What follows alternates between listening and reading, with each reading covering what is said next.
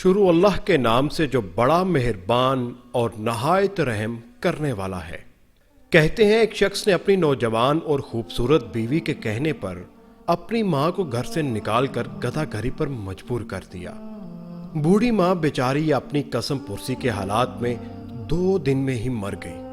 وقت کے بادشاہ نے خواب دیکھا اور خواب میں ایک بزرگ نے بادشاہ سے اسی آدمی کی طرف اشارہ کرتے ہوئے کہا کہ فلاں بستی میں اس شخص کو اپنے پاس بلواؤ اور اسے 100 اونٹ سونے کی اشرفیوں سے لاد کر دو۔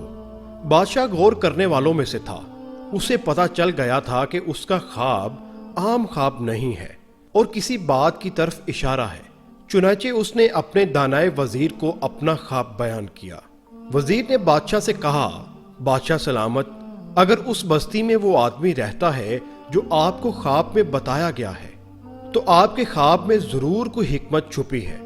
بادشاہ نے وزیر کی بات سن کر اپنے 7 سپاہیوں کا دستہ لیا اور بزرگ کی بتائی ہوئی بستی میں خود جا پہنچا اور بستی کے باہر درخت کے نیچے بیٹھے ایک بوڑھے باریش سے اس شخص کے بارے میں دریافت کیا۔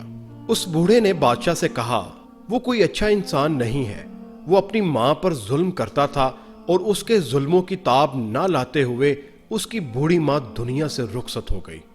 جائیں، بستی میں پہلا مکان اسی کا ہے۔ بادشاہ جب اس شخص کے دروازے پر پہنچا تو وہ شخص بادشاہ کو دیکھ کر خوف زدہ ہو گیا۔ اسے لگا کہ بادشاہ اب اسے اس کے اعمالوں کی سزا دے گا، مگر بادشاہ اسے اپنے ساتھ محل لے کر آیا اور اسے 100 اونٹ سونے کی اشرفیوں سے لاد کر انعام کے طور پر دیے، جنہیں پا کر ظالم کی تو لاٹری لگ گئی۔ وہ بادشاہ کا شکر ادا کرتے ہوئے دولت کے نشے میں چور اپنی بستی میں واپس آ گیا اور عیش و عشرت کی زندگی گزارنی شروع کر دی۔ ادھر بادشاہ اور اس کا دانائے وزیر نے اس شخص پر مکمل نظر رکھی ہوئی تھی اور وہ خواب کی حقیقت جاننا چاہتے، مگر کئی سال گزر گئے، اس شخص کے حالات میں کوئی تبدیلی نہ آئی۔ وہ عیش و عشرت اور شباب و شراب میں ڈوبا اپنی خراب مستیوں میں مصروف زندگی گزار رہا تھا، اور پھر ایک دن نشے میں اپنے ہی گھر کی چھت سے نیچے گرا اور مر گیا۔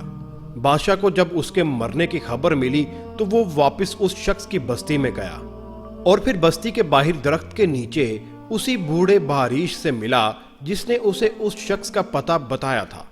بوڑھے نے جو اہل علم تھا بادشاہ کو دیکھا اور بولا، جس دن میں نے آپ کو اس شخص کی شکایت لگائی تھی میں چاہتا تھا کہ آپ اسے سزا دیں تاکہ شاید اس کے گناہوں کی کچھ تلافی ہو جائے، مگر مالک کو کچھ اور منظور تھا۔